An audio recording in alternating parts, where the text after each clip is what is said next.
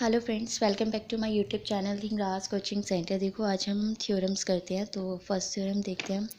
Prove that there is a unique path between every pair of vertices in a tree. क्या कह रहा है ये देखो कि पेयर है गिवन है हमको वर्टिसेस का, ठीक है। ये पेयर गिवन है वर्टिसेस का और ये कह रहा है कि इन दो वर्टेक्स के बीच में एक यूनिक पाथ होगा, ठीक है। तो देखो हम इसका प्रूफ करते हैं। टी हमको क्या गिवन है, ट्री गिवन है, ठीक है। यू और वी हम इसके दो वर्टिसेस मानेंगे, ठीक है। If possible let there is no path.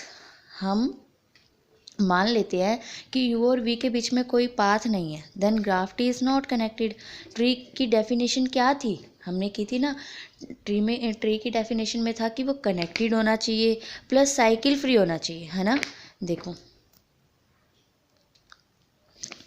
Tree की डेफिनेशन में हमने क्या था, कनेक्टेड होना चाहिए प्लस नो साइकिल, यानी कि साइकिल फ्री होना चाहिए, ठीक है। अब देखो, अब हमने अगर हम दो वर्टेक्स ले लेते हैं, एक यू है, इसका नाम हमने दे दिया वी, ठीक है, और इसके बीच में हमने कोई एज नहीं बनाई, ये तो कनेक्ट है ही नहीं, तो ये तो कॉन्ट्राडिक्शन अराइज होगी, है ना। तो देयर मस्ट बी एटलीस्ट अब हमको ये तो पता चल गया कि इसके अंदर, यानी कि जब हमको वर्टिसेस का पेयर गिवन होगा तो अब हमको ये तो पता चल गया कि उसके अंदर एक पाथ तो होगा ही होगा।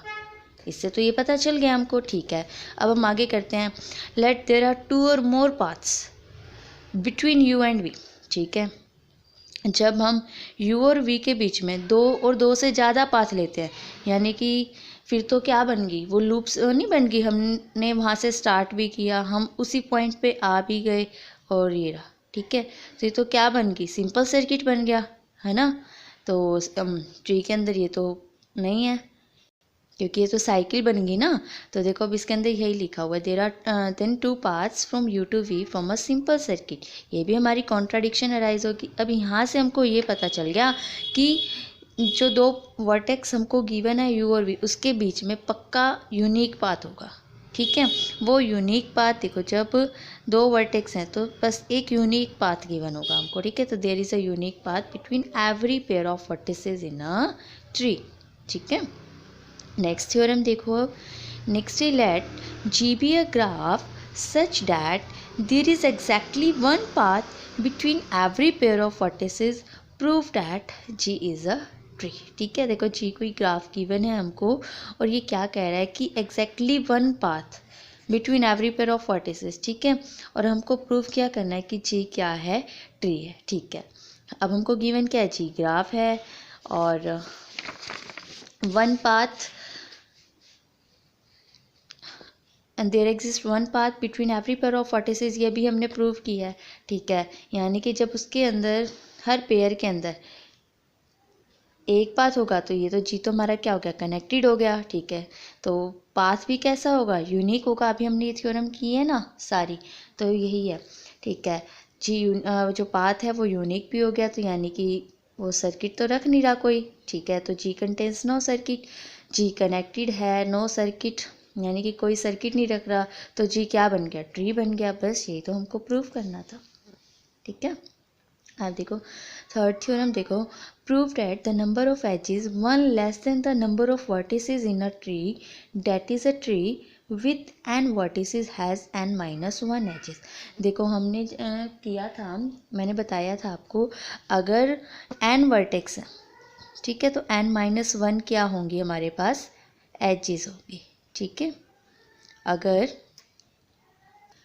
ट्री के अंदर एन वर्टेक्स है तो एन माइनस वन क्या होंगी, एजिस। देखो अगर ट्री के अंदर 6 वर्टेक्स हैं तो एजिस उसमें कितनी होंगी, 5, N minus one 6 minus one, ठीक है, क्लियर, ठीक है। देखो अब हम प्रूव करते हैं, स्टेटमेंट समझ आ गई, ठीक है।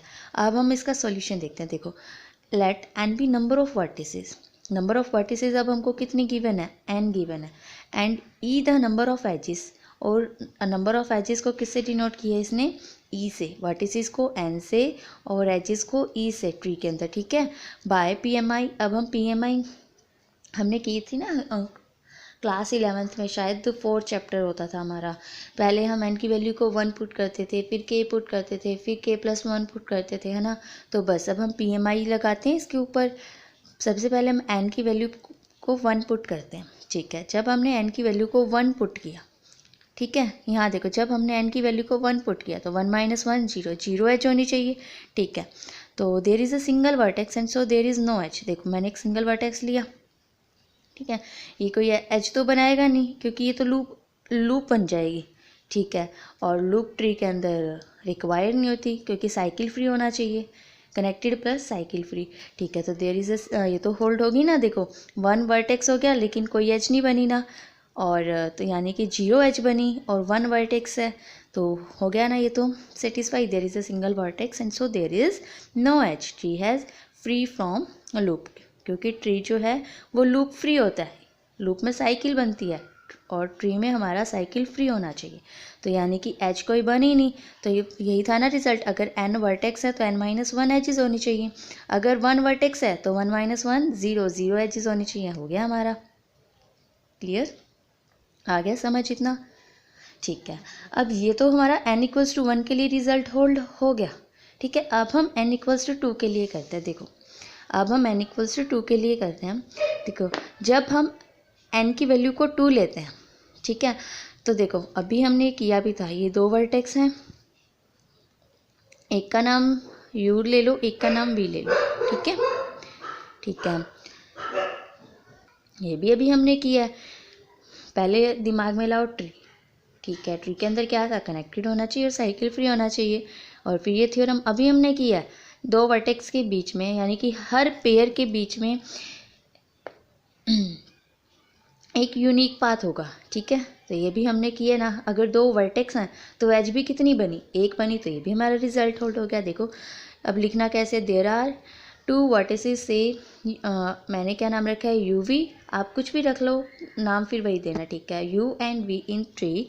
अब ट्री क्या था, वो तो लूप रखता नहीं होता, ठीक है। It has only 1 edge between U and V। देखो अगर क्या था, n वर्टेक्स हैं और n - 1 क्या होनी चाहिए हमारे पास, एजेस। अभी हमने 2 वर्टेक्स लिए यानी कि 2 - 1 क्या आ गया, 1। तो यही हमने लिया था ना, 2 वर्टेक्स है तो हमारी एज कितनी आ गई, 1। तो ये भी रिजल्ट हमारा होल्ड हो गया। It has only 1 edge between U and V = 2 - 1 = 1, this result is true for n = 2, ठीक है। फिर हम PMI में n = k लेके चलते थे ना, ठीक है। अब हम लेके चलते हैं लेट रिजल्ट बी ट्रू। अब हम जब हम n को k के इक्वल लेके चल रहे हैं तो हम इस रिजल्ट को ट्रू लेके चलते हैं, ठीक है। तो देखो there is a tree with k vertices. अगर एक ट्री है, ठीक है, ध्यान से देखना, k वर्टिसेस हैं उसके पास, तो नंबर ऑफ एजेस कितनी होनी चाहिए, एक कम, k - 1, ठीक है। तो अब हम इंट्रोड्यूस करते हैं 1 मोर वर्टेक्स, यानी कि अब फिर हम n = k और फिर किसके लिए पुट करते थे हम, k+1 के लिए भी करके देखते थे ना, ठीक है। तो अब हम k+1 के लिए पुट देखते हैं, ठीक है। तो then it must connect to any 1 of vertex. तो इसके अंदर एक एज इंक्रीज हो जाएगी ना। देखो अब एग्जांपल देखो, अगर 15 वर्टेक्स है, ठीक है, तो उसकी एज कितनी होनी चाहिए, 14, ठीक है। अब मैं इसमें एक इंक्रीज़ कर दूं, यानी कि मेरे पास कितनी होगी, 16 वर्टेक्स होगी। तो 16 वर्टेक्स जब होंगी तो एजेस भी तो एक बढ़ जाएगी, 15 हो गई ना, हो गई ना, ठीक है। अब देख लो सारा यही लिखा हुआ है, बस इस एग्जाम्पल को याद रख लेना। हाँ 15 वर्टेक्स हैं तो कितनी एजेस होनी चाहिए, 14। अगर मैं एक वर्टेक्स को इंक्रीज़ कर दूँ, यही तो किया अभी हमने, कि हम पहले k के लिए प्रूव कर रहे थे, फिर हमने क्या कर दिया k+1 के लिए, तो एजेस भी तो एक बढ़ जाएगी, 14 से 15 हो जाएगी, ठीक है। तो देखो अब यही लिखा हुआ है, let we introduce 1 more vertex k+1 then it must connect to any 1 of vertex, ठीक है। तो 1 एज इंक्रीज हो जाएगी उसके अंदर।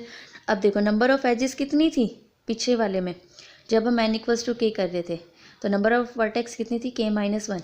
जब उसमें एक बढ़ गई, ठीक है, जब उसमें एक बढ़ गई तो वापस से कितनी हो जाएंगी, k हो जाएगी ना, ठीक है। तो एजेस अब कितनी आ गई यहाँ पर, k। If there are k+1 vertices जब k+1 वर्टिसेस होंगे ट्री के अंदर तो नंबर ऑफ एजेस कितनी होंगी, k होंगी। ठीक है, तो by PMI a tree with n vertices has n-1 edges. तो ये प्रूव हो गया जब n वर्टिसेस होंगे ट्री के अंदर तो एजेस कितनी होंगी हमारे पास, n-1। क्लियर? ठीक है, ये थी हमारी थ्योरम्स।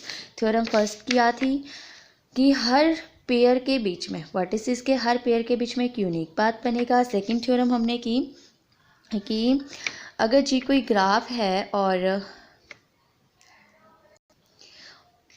हर पेयर के बीच में एक वन पाथ एक्सिस्ट करता है तो हमको क्या शो करना था, जी को ट्री शो करना था।